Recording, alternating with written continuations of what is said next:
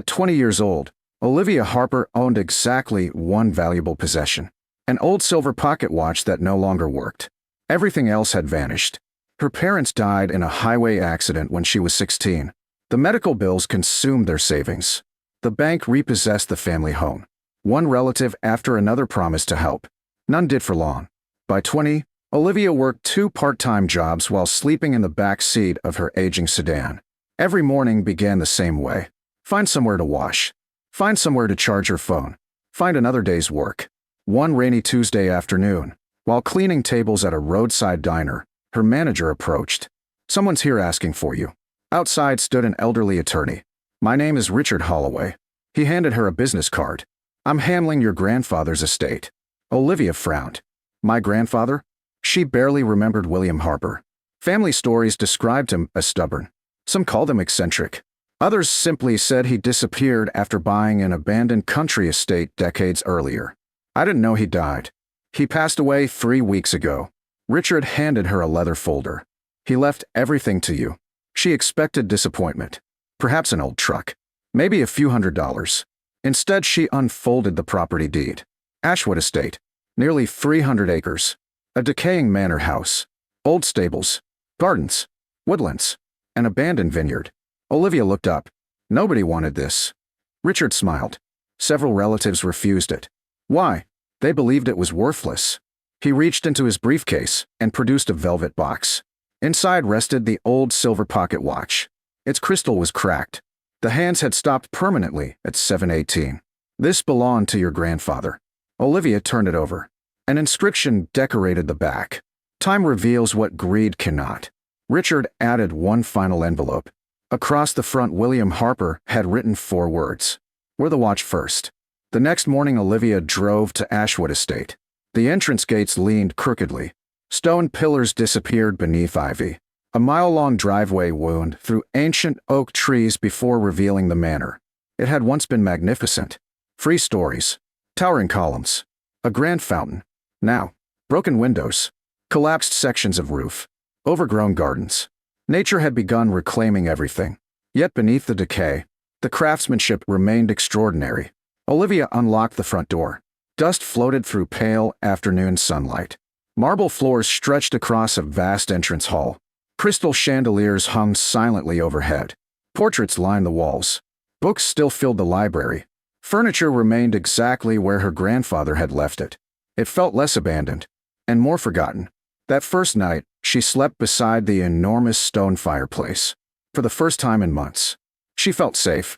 Over the following weeks, she worked tirelessly, cleaning every room, repairing broken windows, clearing vines from the gardens, rebuilding the front steps. The neglected estate slowly began coming back to life. Then unexpected visitors arrived.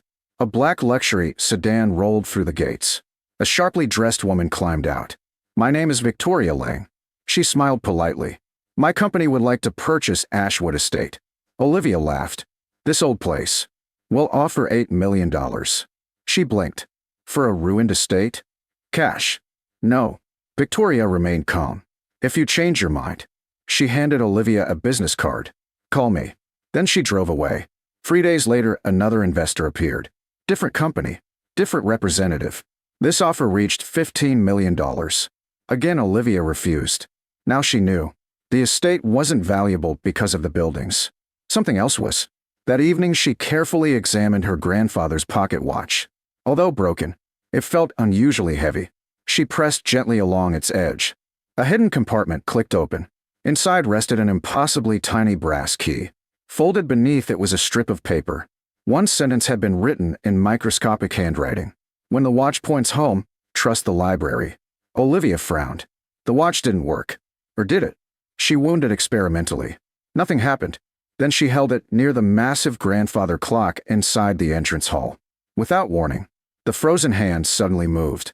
Slowly, they stopped pointing toward the library. Her heartbeat quickened. She entered the enormous room. Thousands of books covered the walls. Nothing seemed unusual, until she noticed one bookshelf contained books with untouched dust. Unlike every other shelf, someone had moved them. She removed several volumes. Behind them sat an ancient brass keyhole. The tiny key from the watch fit perfectly. A deep mechanical click echoed through the room.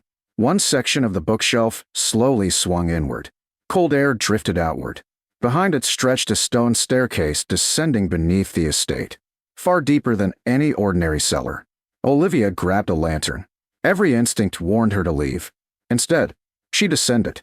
The staircase spiraled downward before opening into an enormous underground chamber. She stopped breathing. Concrete walls, steel support beams, industrial generators, water filtration systems, rows of shelves filled with leather-bound journals, survey maps, historic deeds, engineering plans. It looked less like a treasure vault and more like a hidden command center. At the center stood a handcrafted oak table. One envelope rested there. Across the front, written in William Harper's unmistakable handwriting, were 3 words. For Olivia only. Hands trembling, she opened it. The first sentence made her blood run cold. If you've reached this room, then the people searching for Ashwood Estate have probably found you already. Searching? Who? Before she could read another line, a low engine echoed faintly overhead. Then another. Then another. She hurried toward an old security monitor mounted on the wall. The screen flickered to life. Outside the manor, 3 black SUVs had just entered the front gates. 6 strangers stepped out, and they were already walking toward the front entrance. Olivia's pulse hammered. 3 black SUVs had stopped outside Ashwood Estate. 6 strangers stepped out. None looked interested in restoring an old manor.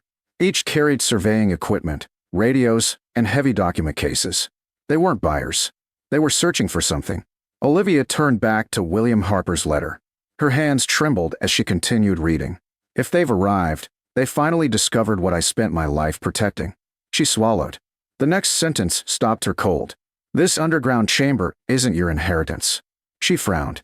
If the chamber wasn't the inheritance, then what was? She continued reading.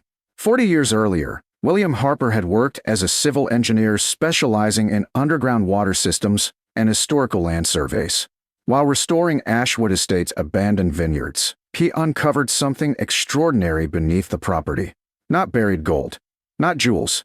A massive natural spring feeding one of the purest underground freshwater reservoirs in the region. The spring supplied water to thousands of acres surrounding the estate. As nearby communities expanded, investment groups quietly began purchasing neighboring land through shell corporations. They weren't interested in the old manor. They wanted permanent control of the water beneath it. William refused every offer. Instead, he secretly purchased every remaining parcel surrounding the spring. Then he established the Harper Heritage Trust. Every property deed, every engineering survey, every water right agreement, every document exposing fraudulent land acquisitions. Everything was hidden beneath Ashwood Estate, waiting for the one heir he believed would protect it. Waiting for Olivia. A modern valuation report slipped from the folder. Estimated trust value, $341 million. Olivia stared silently. $341 million. Not because of the estate, because the trust controlled one of the state's most valuable protected freshwater systems. Above her came a loud crash. The front door.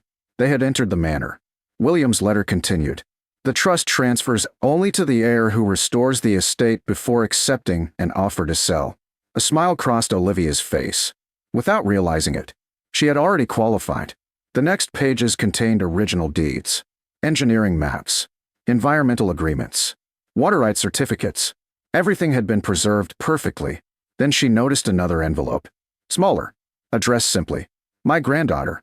She opened it carefully. Olivia, if you're reading this, then life became much harder than I ever wanted for you. Tears filled her eyes. I wanted to bring you here after your parents died. But the people searching for these records watched everyone connected to me. She finally understood. He hadn't forgotten her. He had protected her. The letter continued. I followed your life from a distance. When I heard you were sleeping in your car, I almost came to find you. But bringing you here too soon would have placed you in danger. Olivia wiped away a tear. The final paragraph read, You repaired this estate before learning its true value. That tells me I chose the right heir. Footsteps echoed down the stone staircase. Someone shouted, Search every room. The archive has been opened. William's final instruction appeared on the last page. Leave through the wine tunnel. A blueprint showed a concealed passage behind the underground filtration room. Olivia quickly packed every deed, survey, journal, and trust agreement into a waterproof document case. She hurried toward the rear of the chamber. Behind several large filtration tanks stood an old iron wheel. She turned it. A section of the concrete wall slowly slid open. A narrow tunnel stretched into darkness. Cool air rushed through the passage. Behind her, another voice echoed. "She's escaping." Without hesitating, Olivia entered the tunnel. The hidden passage followed the original wine cellar route beneath the vineyards. Nearly 20 minutes later, daylight appeared ahead. She emerged inside an old stone caretaker's cottage hidden among rows of abandoned grapevines. Inside waited a wooden desk, a satellite phone, fresh batteries, and one final envelope. William had prepared for everything. Inside rested attorney Richard Holloway's business card. A handwritten note beneath it read, "Call immediately." Olivia picked up the satellite phone. Richard answered before the second ring. "Olivia Harper?" She blinked. "You expected me? We've been preparing for this day for almost 25 years. Richard explained everything. William had legally established the Harper Heritage Trust decades earlier. The moment Olivia recovered the original records, ownership transferred automatically. At the same time, legal notifications were sent to state authorities, environmental agencies, land regulators, and financial crime investigators. The people searching Ashwood Estate weren't preservation investors. They represented shell corporations that had spent decades trying to gain illegal control of regional water rights. William's archive documented everything: forged deeds, bribery, illegal land transfers, money laundering, hidden ownership agreements, every fraudulent transaction. Within days, search warrants were issued. Corporate headquarters were raided. Several executives were arrested. Fraudulent property transfers were canceled. The Harper Heritage Trust retained permanent ownership of Ashwood Estate and its protected watershed. Months later, independent hydrologists confirmed William's original engineering studies. The underground spring could sustainably provide clean water to surrounding communities for generations without harming the environment. Reporters expected Olivia to sell everything immediately. Instead, she surprised everyone. She permanently protected the estate. The manor became a historic education center. The vineyards were restored using sustainable farming methods. The gardens reopened to visitors. Revenue from carefully managed water agreements funded scholarships, environmental research, and housing programs for young adults facing homelessness. Exactly the kind of help Olivia had once needed. 1 year later, Ashwood Estate looked magnificent. The ivy-covered walls had been restored. The grand fountain flowed once again. The vineyards stretched across rolling hills. Visitors explored the manor and its rich history. Beneath the library, the underground archive remained preserved, not as a treasure vault, but as a monument to one man's integrity.